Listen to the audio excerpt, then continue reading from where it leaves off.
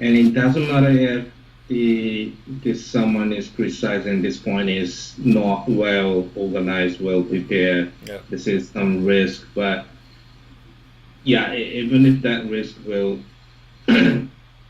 make the become true, but as a whole, this activities is coming to their objective. Right.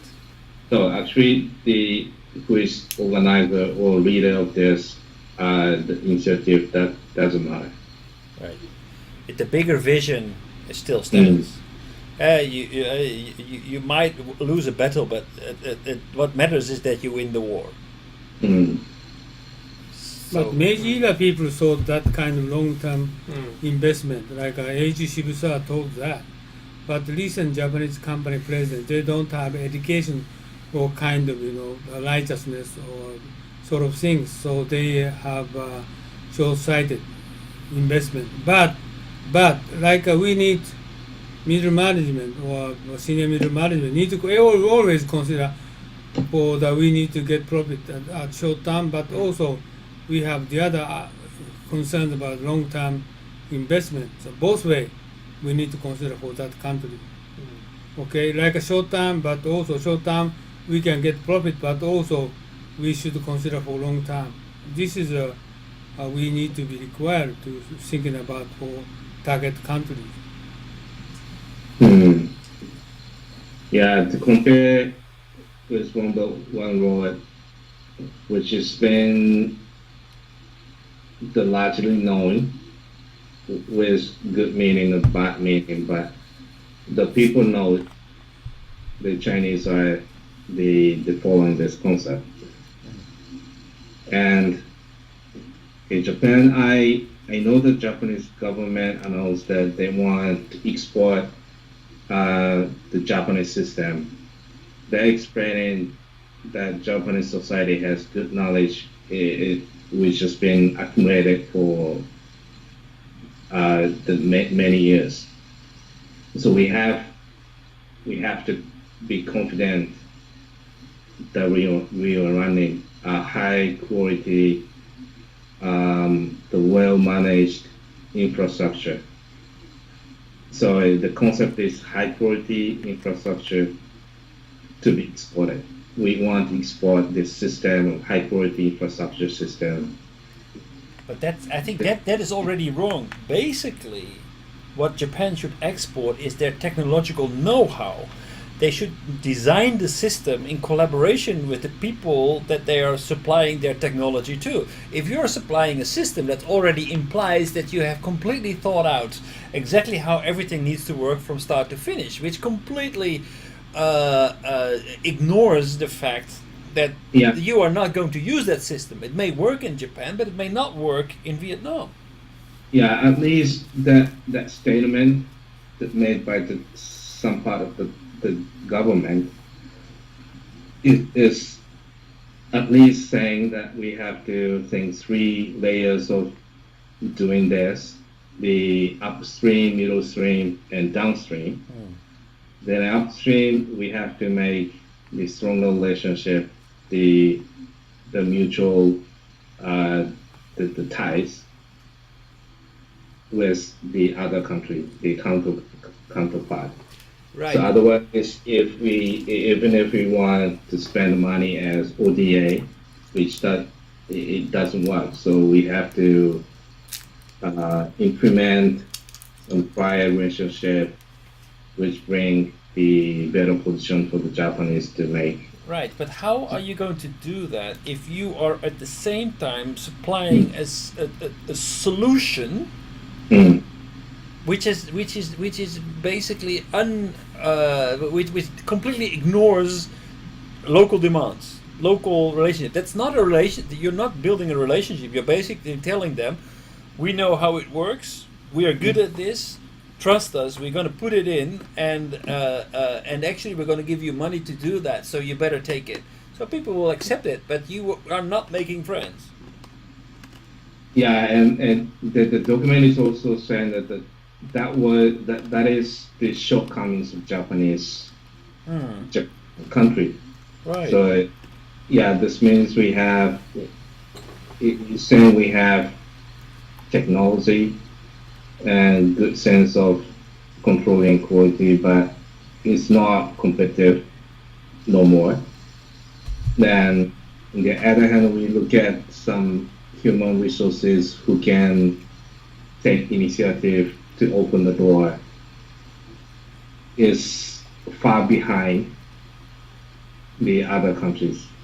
I think China, Korea, other Asian countries who has been seen as developed country is moving ahead much more than Japan. So we have to think that we are leaving behind. So, but where does it start? Does it start with the people on the ground who cannot forge good relationships, or does it start with the general intention, the general idea that people who are on the ground need to push an idea that cannot be questioned by the recipient? I mean, that's not how you build a relationship. Basically, you ask somebody, what can I do for you? Not, I'm going to do this for you, because people say, okay, but maybe I would prefer to have it a little bit different, but if you're going to give it to me, okay, I will accept it. Thank you very much for your generosity. But how does this give any starting point for future business? Not at all. So You're not treating the other one as an equal, basically. Yeah, so that's why it hasn't started. Right. It's been talked, but I cannot see anything happen. So basically, the only answer is very simple. That basically, I think the way to do this is to stop selling solutions and start selling, offering technology, and define the solution together with the people you're providing your technology to. So not saying, "Well, this is what we're going to do." No, what can we do for you? What can we do for you? And then that be the driver. Yeah.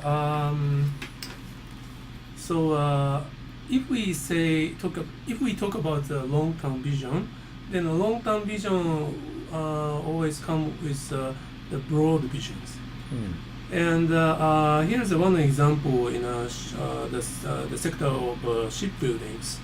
Now, I think as you know, the ranking of shipbuildings, top is the China. Korea not anymore. And the second is Korea. And the third is Japan. And which country comes to the fourth? Do you think? I don't know. No idea? No. Does anybody have ideas? Which country will be is the fourth? Fourth after the Japan. After Japan, fourth. We make quite a few. Vietnam? No. Indonesia? No. It's usually If I say the India? name of the India. no. No. If I say the name of the nation, all of you definitely the surprise will surprise. Philippines? Yes, Philippines. They have lots of sailors, but they No. make ships also. You know why the Philippines becomes the fourth in the They don't ranking? have steel actually. But there is one big reason why the Philippines could be the fourth rank in ranking of shipbuildings. Why? You know the name of the company, Tsuneishi Shipyard. That is a Japanese company, shipbuilder. Japanese company? Yes. This is one of the small, like I say, example of the broad vision business with a strong tie between the two nations. Tsuneishi Shipyard planned to build a shipyard in the Philippines. But of course, there's not enough the workers or engineers there. So that first they decided to build the schools. Yeah. and they built the school for the shipbuilding technologies, and they educated so many Philippine people there. Then after they built the shipyard there, now that shipyard operated by the local people, and now they started to build so many ships. Mm-hmm. So now the numbers of built ship are still now increasing right now. So now Philippines is full.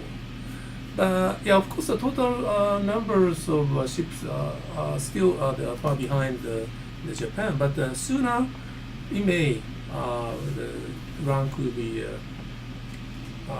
replaced with the Philippines, with Japan.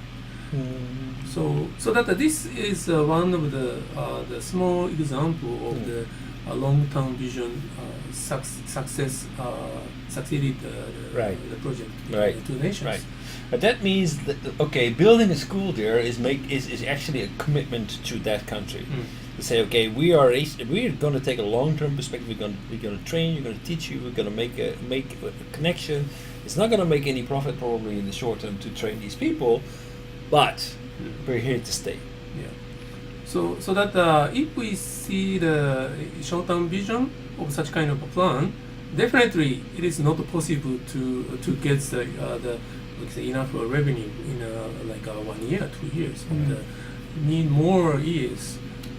And of Probably course 10 years at least. Right. And also of course there should be so much uncertainty for their project. But finally they succeeded. Right. So, and this is a small success of the one